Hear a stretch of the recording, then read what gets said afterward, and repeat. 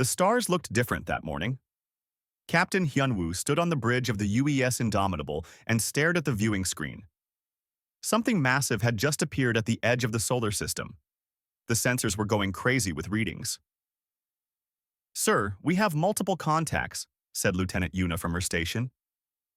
Her fingers moved quickly across the controls, counting at least 50 large vessels. They're bigger than anything we've ever built. Hyunwoo felt his stomach tighten. This was it. The moment humanity had wondered about for centuries. They were not alone in the universe, and whoever these visitors were, they had just brought an entire fleet to Earth's doorstep. "Send the signal to Pacific Command," Hyunwoo ordered. "Tell Admiral Taeho we have first contact, and it doesn't look friendly." The alien ships moved closer. They were beautiful in a terrible way. Each vessel gleamed like polished metal, covered in strange symbols that glowed with purple light. The largest ship sat in the center of the formation. It was 3 times the size of Earth's biggest space station. Within an hour, every screen on Earth, Mars, Luna, and all the human colonies received the same broadcast. A face appeared. It was not human. The creature had gray skin, 4 eyes arranged in a square pattern, and a mouth that seemed too wide. When it spoke, the translation software kicked in. "Primitive humans of Earth," the alien said. Its voice was deep and filled with contempt. "I am High Commander Vrel of the Korthan Empire. You exist because the Galactic Council has allowed it. Your expansion beyond your birth planet has been noticed. It is unauthorized and illegal." Hyunwoo watched as Vrel's image shifted. New pictures appeared showing destroyed cities on alien worlds, burning buildings, shattered ships floating in space. The message was clear. "These species refused to obey council law," Vrel continued. "They thought their weapons could match ours. They were wrong. Now their worlds serve the council. Your choice is simple. Surrender your military forces. Dismantle all weapons. Give us 40% of your resources every year. Do this, and you will live as servants. Refuse, and you will die as examples." The alien leaned forward, and its wide mouth curved into what might have been a smile. "We have studied your technology. Your ships burn chemical fuel like toys. Your weapons throw metal projectiles. How quaint. How primitive. You cannot possibly resist us. You have 72 hours to accept these terms. Use them to say goodbye to your families." The broadcast ended. Silence filled the bridge of the Indomitable. Hyunwoo could see the shock on his crew's faces. Yuna looked at him with worry in her eyes. "Captain, what do we do?" she asked quietly. "We wait for orders," Hyunwoo said. But inside, his blood was boiling. These aliens had come to humanity's home and treated them like insects. They had destroyed a mining station near Europa, just to make a point. 43 people had died. 43 miners who were just doing their jobs. On Earth, deep inside Pacific Command headquarters, Admiral Taeho sat at a large table. Around him were the military leaders of every human nation. The room was tense. On the main screen, they replayed Vrel's message again and again. "They're serious," said one general. "Our intelligence shows those destroyed worlds were real. The Korthan have conquered hundreds of species over 3,000 years. Their fleet composition is impressive," added Commander Minji, the chief intelligence officer. She pulled up detailed scans. "Energy shields on every ship, plasma weapons that can burn through our best armor, and they outnumber our visible fleet 10 to 1. "Visible fleet," Taeho repeated. He stood up slowly. The admiral was old, but his eyes were sharp. He had spent 40 years preparing for this moment. "Tell me, Commander Minji, what do our friends in the asteroid belt report?" Minji allowed herself a small smile. "All defense platforms are operational and hidden, sir. The Ghost Fleet reports ready status. And the Prometheus array completed final testing last month." One of the younger officers looked confused. "Ghost Fleet? Sir, I don't understand. What platforms?" Taeho walked to the window and looked up at the sky. 200 years ago, after we nearly destroyed ourselves in the resource wars, humanity made a decision. We would never be caught unprepared again. Not by ourselves and not by anyone else. So we built two militaries, one that everyone can see and one that nobody knows about. He turned back to face the room. The ships in orbit, the ones those aliens are laughing at, those are real, but they're just the first line. Behind them, we have weapons that took 2 centuries to develop. Technologies we kept secret even from our own people. Did you really think all those asteroid mining operations were just about minerals? The room fell silent as understanding spread. For generations, humanity had been preparing. The mining stations were weapons platforms. The deep space exploration missions were cover for military installations. The research projects labeled as civilian were actually weapons development. What about the Galactic Council? Another officer asked. Can we actually win? Taiho's expression became hard. Commander Minji, show them the analysis. Minji brought up new data. The aliens are powerful, but they're predictable. They've been fighting the same way for millennia. Energy weapons. Shields designed to stop energy weapons.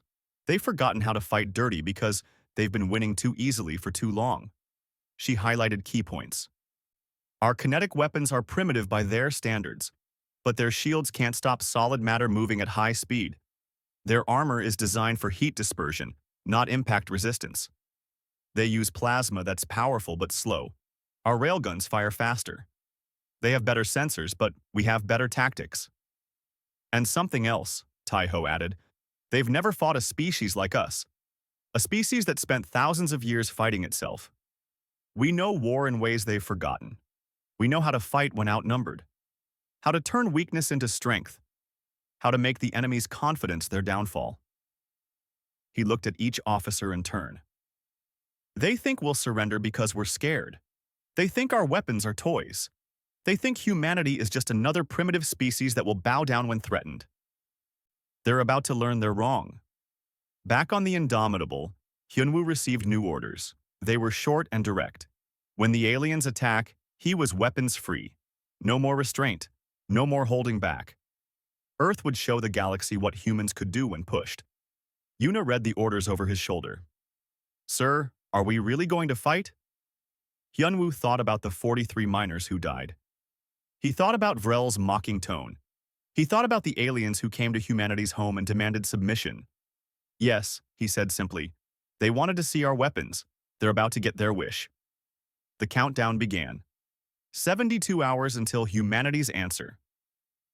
The aliens waited in their formations, confident and careless. They had no idea what was hidden in the asteroid belt. They didn't know about the Ghost Fleet. They couldn't imagine what humanity had built in secret. High Commander Vrel sat on his command throne and laughed. Humans were primitives. This would be easy. The easiest conquest in Korthan history. Perhaps he would keep some humans as pets. The Council would find that amusing, but in the depths of space, weapons powered up. Captains received their orders. Engineers checked systems one final time. And across human space, from Earth to the furthest colony, people prepared for war. The aliens had made their first mistake. They had mocked Earth's forces. Soon, they would learn why that was a terrible idea. Soon, the first salvo would fire, and the galaxy would change forever. The second day of the countdown arrived. The alien fleet remained in position, forming a blockade around Earth. Their ships moved with lazy confidence, like predators that knew their prey had nowhere to run. High Commander Vrel was enjoying himself. He sent small attack ships to buzz the human colonies. They flew past Mars stations, making the human vessels look slow and clumsy. On Europa, one of the alien ships fired a single plasma bolt at a water processing facility. The building melted like ice under a blowtorch. 15 workers died instantly. Let them see what resistance costs, Vrel told his officers. Fear is an excellent teacher. On the bridge of the Indomitable, Hyunwoo gripped the arms of his command chair so hard his knuckles turned white. The images from Europa were on every screen. 15 more deaths. 15 more reasons to fight. Captain, request permission to engage, said Lieutenant Yuna. Her voice was controlled, but anger burned in her eyes. Denied, Hyunwoo said through clenched teeth. Admiral's orders. We wait. Wait for what? They're killing us. Hyunwoo looked at her. We wait for them to commit. All of them. When they attack, they need to believe they've already won. That's when we hit them with everything. Down on Earth, President Ji-won prepared her response to the aliens. She was a small woman with gray hair, but her voice could command rooms full of powerful people. She had led humanity through economic collapse and natural disasters. She would not bow to alien threats. Her advisors wanted her to negotiate, to buy time, to find a middle ground. She refused them all. "Madam President," one advisor pleaded, "we've seen what they can do. Maybe we should consider their terms." 40% of resources is better than total destruction. Ji-won looked at him coldly. "And what happens in 5 years when they demand 60%? In 10 years, when they demand our children as slaves? Bullies never stop with one victory. They only understand one language. We're going to speak it very clearly." On the third day, Vrel broadcast again. His 4 eyes gleamed with anticipation. "Humans, your time has ended. What is your decision?" The response came from President Ji-won herself. She appeared on every human and alien screen. She wore a simple black suit and stood against the backdrop of the United Earth Government building. Behind her, the flags of every human nation and colony fluttered in the wind. "Commander Vrel," she began calmly, "thank you for your generous offer. We have considered it carefully. Our answer is no." Vrel's face showed confusion, then rage. "What? You dare refuse?" "We dare," Ji-won said. Her tone never changed. It remained calm, almost friendly. "You came to our home uninvited. You made threats. You murdered our people. Did you really think we would surrender? You studied us so carefully, yet you learned nothing. Humans don't kneel. Not to you. Not to anyone." "You're fools," Vrel shouted. "Your primitive weapons can't hurt us. Your ships are relics. In 1 hour, I will personally burn Earth until the oceans boil." Ji-won smiled. It was not a nice smile. "You're welcome to try. But understand this: you came here expecting easy prey. You thought we were primitives playing with toys. You were wrong, and you're about to find out just how wrong." The transmission ended. Across the alien fleet, warning alarms began to sound. Vrel screamed orders at his crew. "Battle formation. All ships prepare to attack. Destroy every human vessel, then level their cities. I want Earth to be an example that lasts 1,000 years." The Korthan fleet moved into attack position. 50 massive warships, each one a masterpiece of alien technology, arranged themselves for maximum firepower. Their shields glowed with power, their weapons charged with deadly energy. On Earth, Admiral Taiho watched the alien movements on his tactical display. Commander Minji stood beside him, her hand hovering over a control panel. "They're committed," Minji said. "All ships in attack formation. They're targeting our orbital platforms first." Taiho nodded slowly. "Good. Now they can't run away. Minji, send the signal. Wake up the ghost." Minji pressed a button. Across the solar system, hidden transmitters activated. In the asteroid belt, camouflaged platforms came online. In the Kuiper belt, massive ships that had waited in darkness for decades powered up their reactors. On the moon's far side, the Prometheus array began its charging sequence. On the Indomitable, Hyunwoo's console lit up with new data, target solutions, weapon authorizations, fleet positions, everything he needed. "Lieutenant Yuna," he said quietly. "Sound general quarters. All hands to battle stations. Load the special ammunition." Yuna's fingers flew across her controls. Throughout the ship, alarms blared. Crew members raced to their positions. In the weapons bay, technicians loaded massive tungsten rods into the railgun systems. Each rod was 3 meters long and weighed several tons. They looked simple, almost primitive. But accelerated to extreme speeds, they became unstoppable. "Weapons ready, Captain," reported Dong-yun from the weapons station. The young officer's voice shook slightly with excitement and fear. "Stand by," Hyunwoo said. "Let them fire first." The aliens didn't make them wait long. Vrel's flagship, a massive dreadnought called the Eternal Conquest, launched the first attack. 20 plasma torpedoes streaked toward Earth, each one capable of destroying an entire city. The torpedoes crossed half the distance in seconds. Human observers on Earth watched their approach with terror. This was it. The moment of truth. Then something impossible happened. The torpedoes stopped. They froze in space, their deadly energy contained by invisible fields. Around Earth, hidden satellites had activated electromagnetic traps that could capture and hold the plasma weapons harmlessly. On the eternal conquest, Vrel stared at his screens in confusion. What? How? He never got an answer. In that moment of confusion, Earth counterattacked. All ships, Admiral Tejo's voice boomed across every human military channel. Weapons free, fire at will. Show them what happens when you threaten humanity. The Indomitable fired first. Hyunwoo's ship launched 6 railgun rounds in rapid succession. The tungsten rods accelerated instantly, moving at a significant fraction of light speed. They crossed the distance to the alien fleet in heartbeats. The Korthan shields, designed to deflect energy beams and plasma, were useless against solid metal moving at such velocity. The first rod struck an alien cruiser in its midsection. The impact released energy equivalent to a nuclear explosion. The ship didn't break apart slowly. It simply disintegrated. Metal, crew, weapons, all turned to expanding vapor in an instant. 5 more alien ships died in the first 10 seconds of combat. The railgun rounds punched through shields like they weren't there, tore through armor like paper, and exited out the other side to hit ships behind their initial targets. Multiple kills confirmed, Yuna shouted over the noise of the bridge. Sir, the Ghost Fleet is emerging. From beyond Neptune, where they had waited in cold darkness, 50 human dreadnoughts appeared.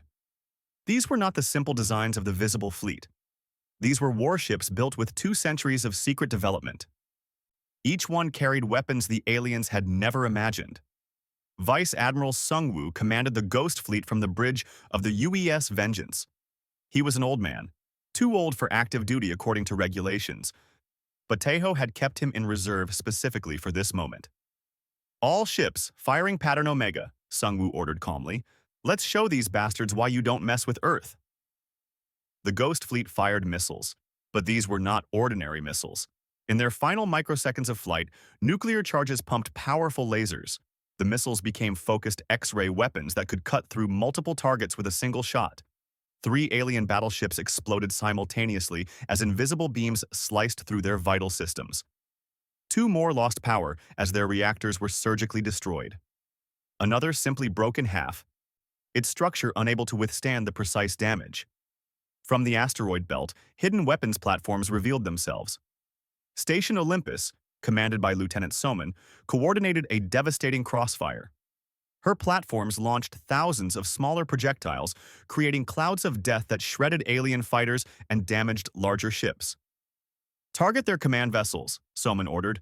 Cut off their coordination. The battle had been going for just 3 minutes. The alien fleet had lost 18 ships. Human casualties were 0. Vrel finally understood his terrible mistake. These weren't primitives. These were warriors who had prepared for this exact fight. But it was too late to run. It was too late to retreat. All he could do now was try to survive. The alien fleet scrambled to respond. But they were fighting a battle they didn't understand. Their training, their tactics, everything they knew about warfare was failing them. The Korthan had fought hundreds of battles across thousands of years, but never against an enemy like this. Commander Vrel's communications officer shouted from his station, "Sir, we're being jammed. I can't reach the other battle groups." "Override it," Vrel screamed. "Use emergency frequencies." "I'm trying, sir. But they're targeting every relay we have. There are small craft destroying our communication satellites, hundreds of them. They're everywhere."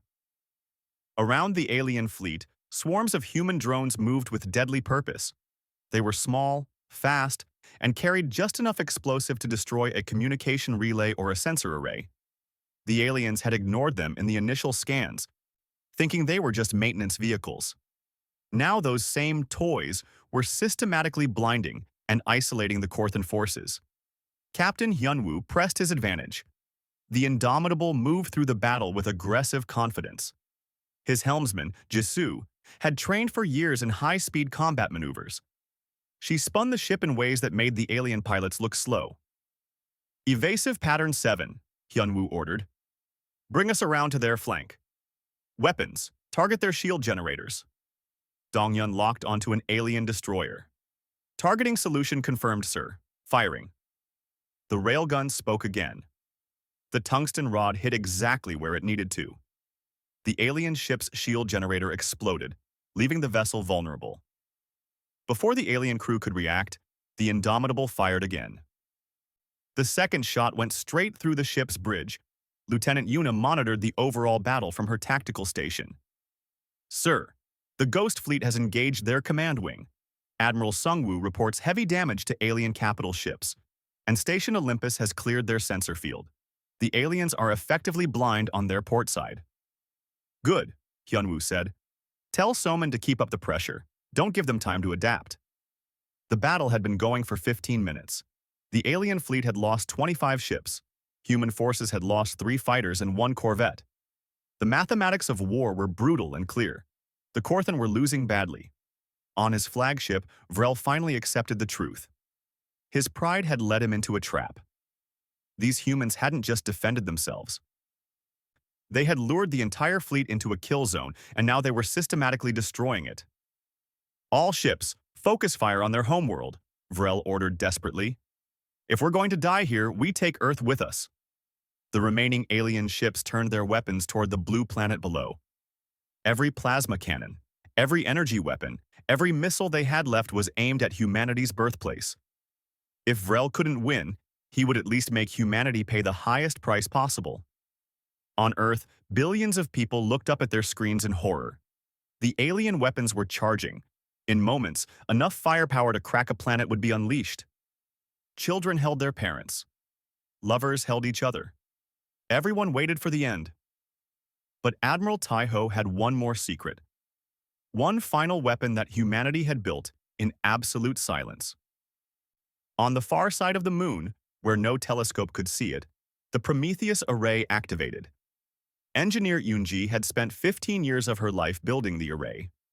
She was 53 years old now, with gray in her hair and permanent shadows under her eyes from too many sleepless nights. But as she initiated the firing sequence, she felt nothing but pride. Charging complete, she reported to Pacific Command. Sir, the array is ready. Fire, Taiho said simply. The array was built into the moon itself. It used the lunar mass as a heat sink and power source. When it fired, it didn't shoot plasma or lasers or missiles. It shot particles so small they could pass through normal matter. But these particles carried an electromagnetic pulse that could scramble any electronic system they touched. The beam swept across the alien fleet in a wide arc. It was invisible to the naked eye. There was no dramatic flash, no explosion. The aliens didn't even know they'd been hit until their systems started failing. Across 16 Korthan battleships, every computer screen went dark. Life support continued to work, emergency systems still functioned, but everything else died. Weapons, shields, engines, sensors, all gone. The mighty warships became nothing more than metal coffins floating in the void. Vrel stared at his dead control panel in disbelief. No, this isn't possible. Our technology is superior. We are Korthan. We don't lose. His second officer spoke quietly. Sir, we have lost. We need to surrender before they destroy us completely. Never! Vrel grabbed the officer and threw him against the wall. The Korthan commander had lost his mind to rage and shame. We are the masters of the galaxy. We don't bow to primitives. But the decision was taken out of his hands. Human boarding craft approached the disabled ships. Captain Hyunwoo led one of the assault teams personally. He had transferred to a combat shuttle with Lieutenant Yuna and 20 Marines. Their target was Vrel's flagship. Remember the training, Hyunwoo told his team as they approached the Eternal Conquest. The Korthan are bigger and stronger than us, but they've been winning too easily for too long. They've forgotten what real combat looks like. We haven't. The shuttle docked with the alien vessel. The Marines cut through the airlock with plasma torches. They moved into the ship with practiced efficiency, weapons ready, each soldier covering the others. The Korthan warriors they encountered were impressive at first sight. Each alien stood over 8 feet tall with 4 powerful arms. They carried energy weapons and wore advanced armor. but they fought like people who expected their technology to do the work for them. The human Marines fought like people who had grown up on a world where survival was never guaranteed. They used every trick, every dirty tactic, every bit of cunning that came from thousands of years of human warfare. They aimed for joints in the armor, used flashbangs to disorient, fought in tight formations that made the aliens' size a disadvantage. In 3 minutes of brutal close combat, Hyunwoo's team reached the bridge. They found Vrel there, still raging at his dead controls. The alien commander turned as the humans entered. His 4 eyes burned with hate. "You should have surrendered," he snarled. "Now you'll die." Vrel charged. Even without weapons, he was dangerous. 4 arms reached for Hyunwoo, intending to tear the human apart. But Hyunwoo had trained for this. He dropped low, rolled under the reaching arms, and came up behind the alien. Lieutenant Yuna was already there, her rifle pressed against the back of Vrel's head. "Stand down," Yuna said in perfect Korthan language, "or I paint your bridge with your brain." Vrel froze. Slowly, he raised his hands. Around him, his bridge crew did the same. They had seen their commander defeated by creatures half his size. They had watched their mighty fleet get destroyed by primitive weapons. The fight went out of them. Hyunwoo activated his communicator. "Admiral, this is Captain Hyunwoo. Enemy flagship is secure. Commander Vrel is our prisoner." Taiho's voice came back, calm and satisfied. "Well done, Captain.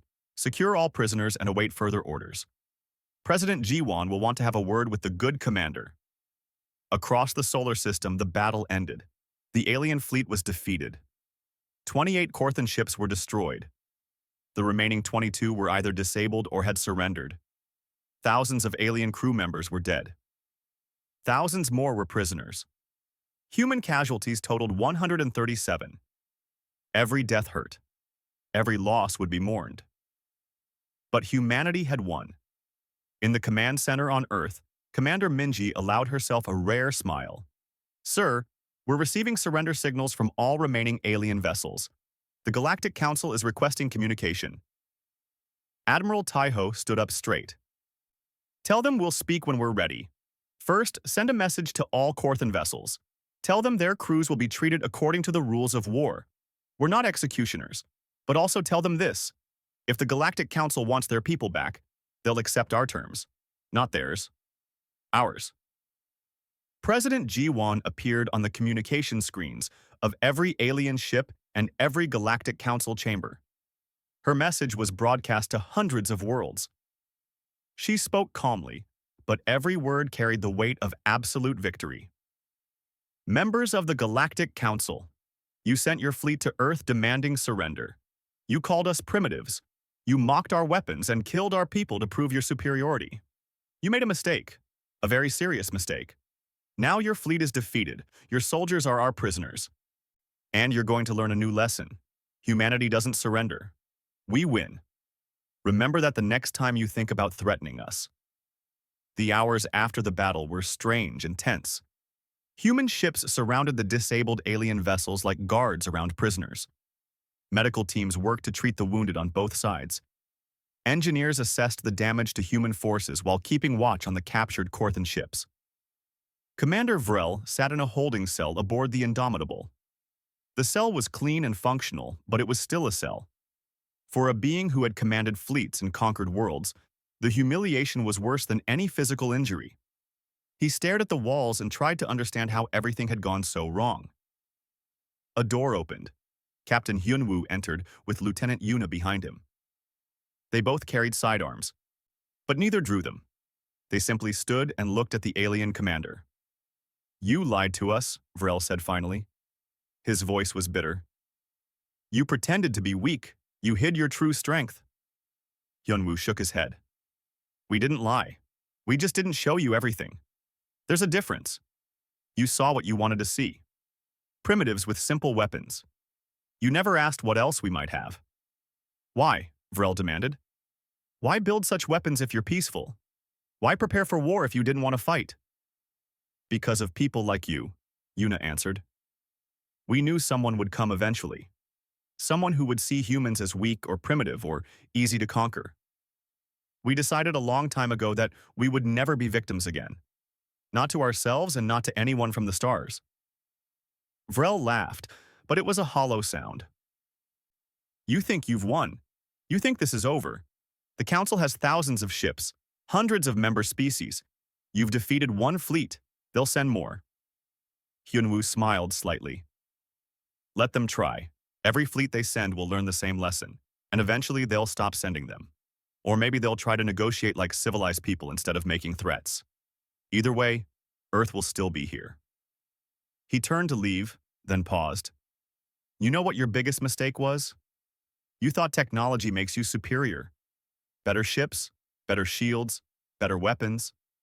But war isn't about who has the better toys. It's about who wants it more, who's willing to do whatever it takes to protect their home.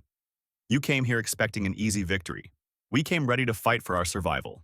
That's why we won. The door closed, leaving Vrel alone with his thoughts. On Earth, the Galactic Council had finally responded to President Jiwon's message. Their communication was very different from Vrel's arrogant demands. This time, they spoke with respect, born from fear. The council representative was a being called Executor Thane. He was from a species called the Viridian, tall and thin with blue skin and large black eyes. When his image appeared on the screens, he looked nervous. President Jiwon, Thane began carefully. The Galactic Council acknowledges that a grave error has been made. Commander Vrel exceeded his authority. His actions were not approved by the full council. Jiwon raised an eyebrow. Really? So you didn't approve his fleet of 50 warships? You didn't authorize him to demand our surrender? You didn't watch as he destroyed our stations and killed our people? Thane shifted uncomfortably. The situation is complex. No, Jiwon said firmly. It's very simple. Your council sent a fleet to threaten Earth. That fleet is now defeated. Now you want to pretend it was all a misunderstanding? I don't think so. Admiral Taiho appeared beside the president on the broadcast. Executor Thane, let me make our position clear. Your fleet attacked human territory. You killed civilians. You threatened our homeworld. Those are acts of war. If you were in our position, what would you do? Thane was silent for a long moment. I would demand justice, he finally admitted. Then you understand our position, Taiho continued. We're not unreasonable. We're not going to attack your homeworlds or demand tribute, but there will be consequences. And you're going to accept them. What are your terms? Thane asked quietly. Commander Minji stepped forward.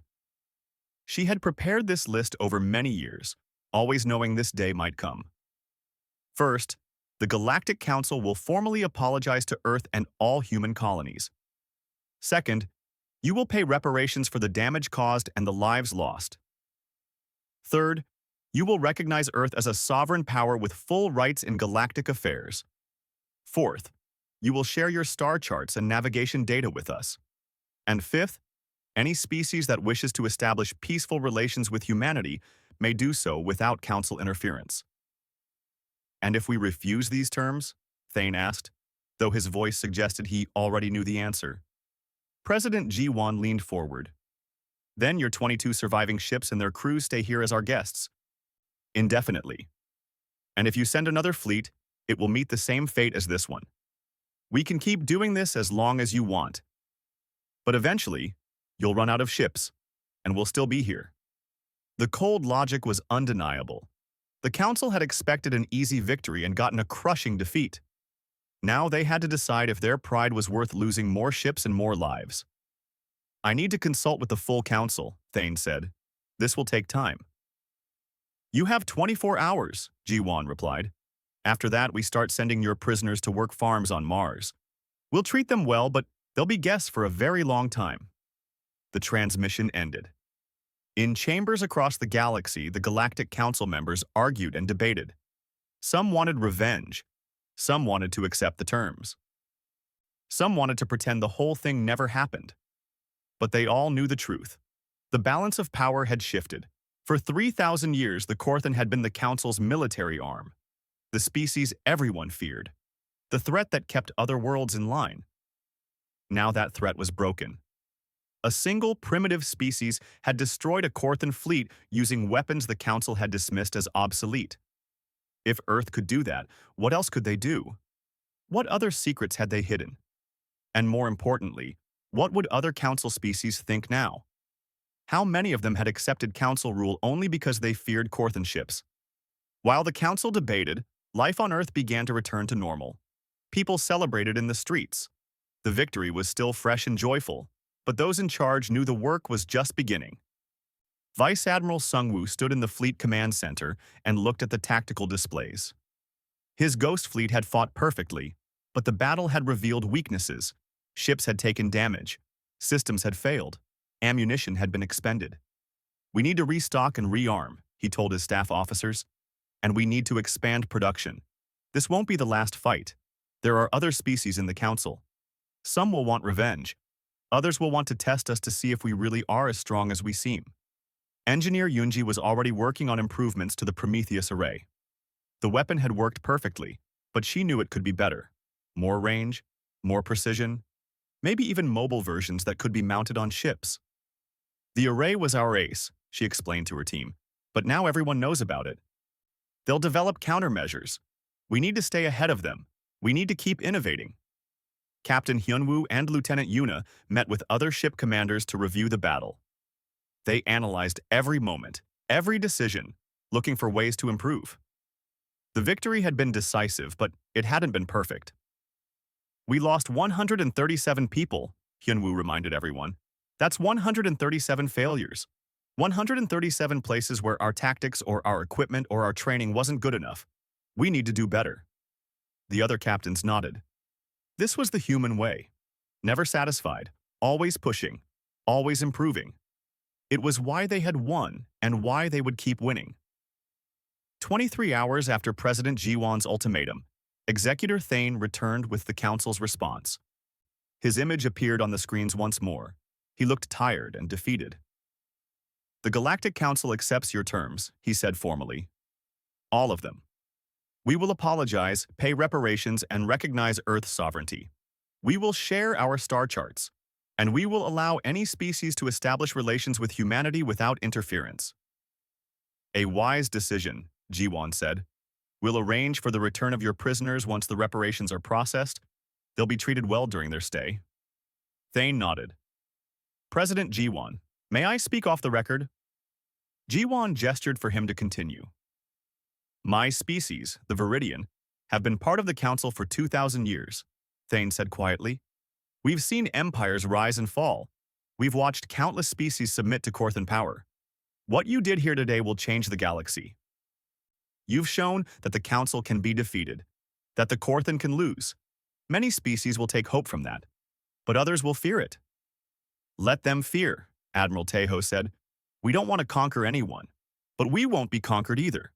The galaxy needs to understand that about humanity." 3 months had passed since the battle. The galaxy was still adjusting to the new reality. Earth was no longer an unknown species on the edge of explored space. Humanity was now a power that demanded respect. Captain Hyunwoo had been promoted to Commodore. He stood on the bridge of his new flagship, the UES Defiant, watching as they approached the Council homeworlds. His mission was simple but important. Show the flag. Let the galaxy see that Earth's military was real, professional, and ready. Lieutenant Yuna was now Commander Yuna, his first officer. She had earned the promotion through her actions in the battle. Her tactical brilliance had saved lives and destroyed enemies. Now she stood beside him as they entered Council space for the first time. "Sir, we're receiving over 300 communication requests," reported the communications officer. "Every major species in the Council wants to talk to us." Hyunwoo smiled slightly. "Prioritize them by importance. Start with anyone who helped negotiate the peace, then those who have requested diplomatic relations. The rest can wait." "And the Corthan?" Yuna asked quietly. "Put them at the bottom of the list," Hyunwoo said. "They'll wait until we're good and ready." The Defiant was not alone. An entire battle group accompanied it.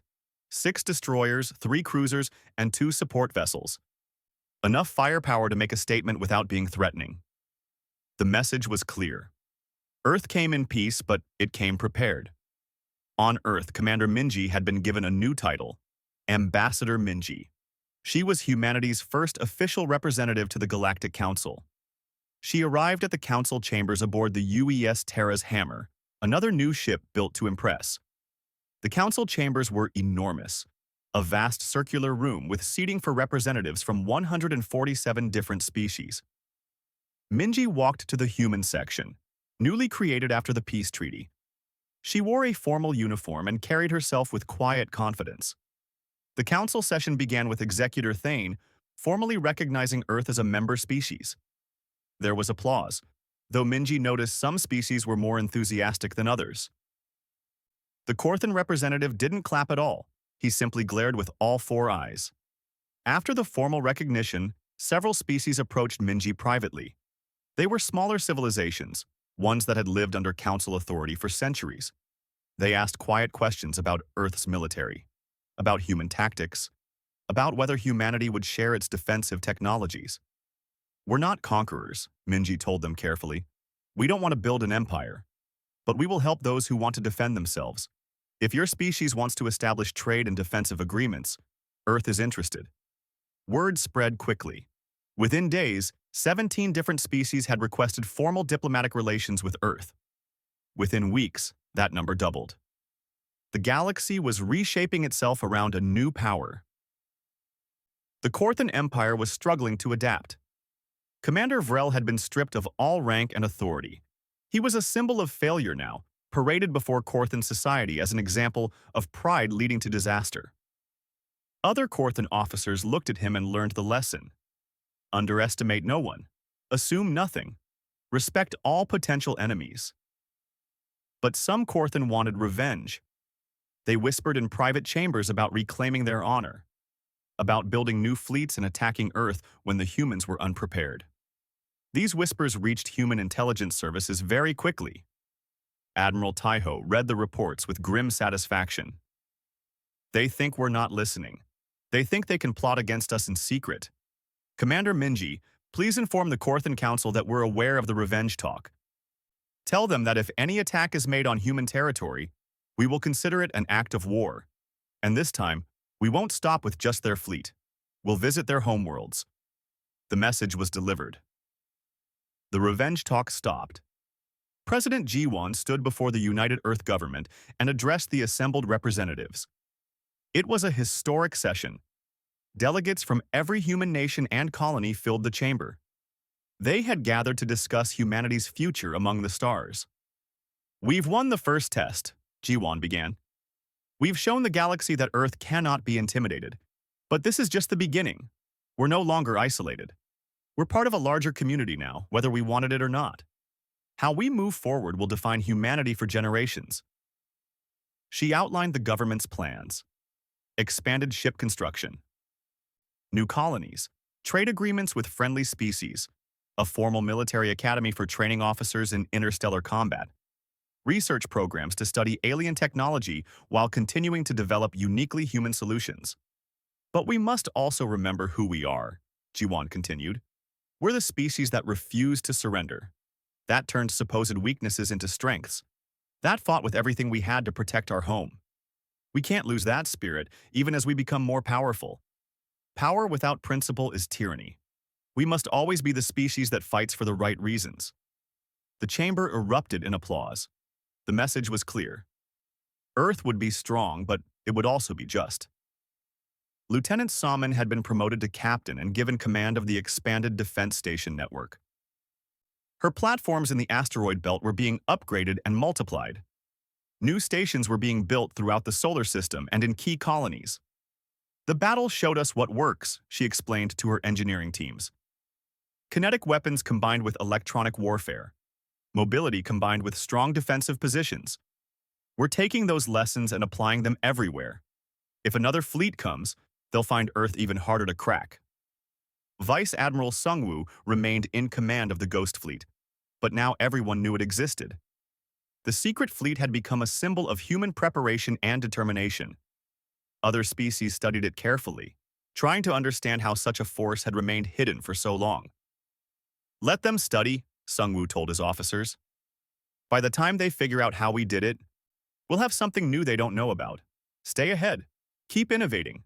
Never let them think they understand us completely." Engineer Yunji led a team developing new versions of the Prometheus array, smaller versions that could be mounted on ships, more powerful versions that could be built on other moons and planets. The weapon that had won the battle was evolving. The aliens will develop countermeasures, she predicted. They're already working on hardened electronics and backup systems, so we need to make the array stronger and give it new capabilities. This is an arms race now, and we intend to win it. 6 months after the battle, the first human embassy opened on a council world. It was a Viridian planet called Sanctuary, chosen because Executor Thane had shown humanity respect even during the difficult negotiations. The embassy was modest but secure, staffed by diplomats and guarded by Marines. The message was consistent everywhere. Earth is peaceful but prepared. We prefer cooperation but can fight if necessary. We respect others but demand respect in return. Some species embraced this new reality quickly. They saw humanity as a potential ally against Council overreach. Others resisted, clinging to old power structures. But slowly, inevitably, the galaxy adapted. A year after the battle, something remarkable happened. A species called the Talvine, who had been conquered by the Korthan 200 years earlier, declared independence. They announced they would no longer accept Council authority. And they did it because they had watched Earth win its freedom through strength. The Council debated how to respond. In the past, they would have sent the Korthan fleet to crush the rebellion. But the Korthan fleet wasn't what it used to be, and the Talvine had quietly purchased human defensive weapons through back channels. The Council decided to negotiate instead. This is the future, Commander Minji told President Jiwon in a private communication. More species will declare independence. The old order is breaking down. Earth didn't just win a battle. We started a revolution. Captain Hyunwoo returned to Earth for a ceremony honoring those who had died in the battle. He stood before 137 graves, each marked with a simple stone bearing a name and the date. Lieutenant Yuna stood beside him, her head bowed. They gave everything so the rest of us could live free, Hyunwoo said to the assembled crowd. They didn't die because they were weak or unprepared. They died because war always has a cost, even when you win. We honor them by remembering that cost, by never taking our freedom for granted, by being worthy of their sacrifice. The ceremony ended with the firing of a salvo. Railguns in orbit launched rounds into deep space, the sound echoing across Earth. It was a reminder and a reminder of the battle, a promise to never surrender.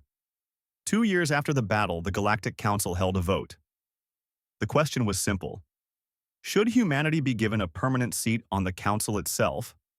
The debate was fierce. Some species argued that Earth hadn't proven itself beyond one battle. Others pointed out that humanity had changed the political landscape more in 2 years than any species had in centuries. The vote passed. Barely. But it passed. Ambassador Minji took her place among the permanent members of the Council. She looked around the chamber at representatives of species that had lived among the stars for thousands of years.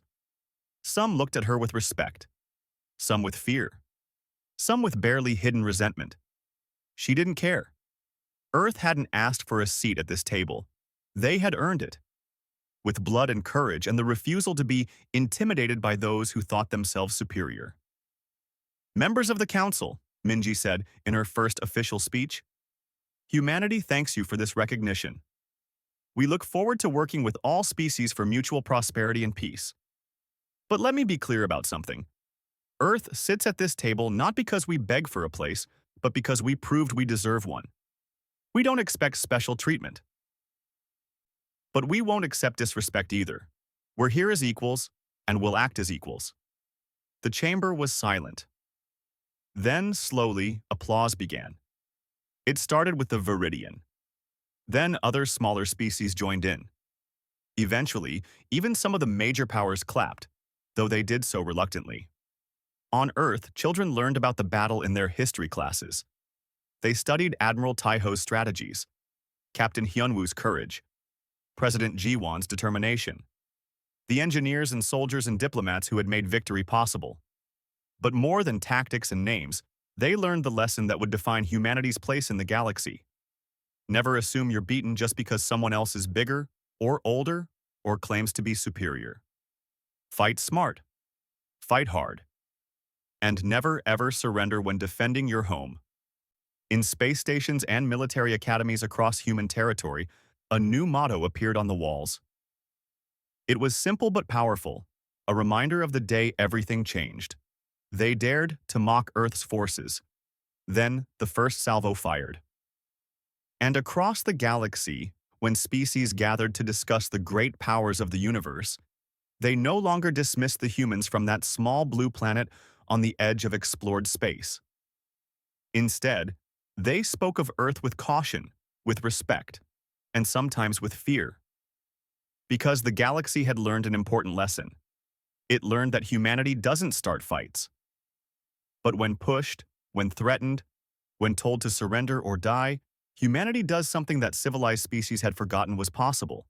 Humanity fights back, and humanity wins.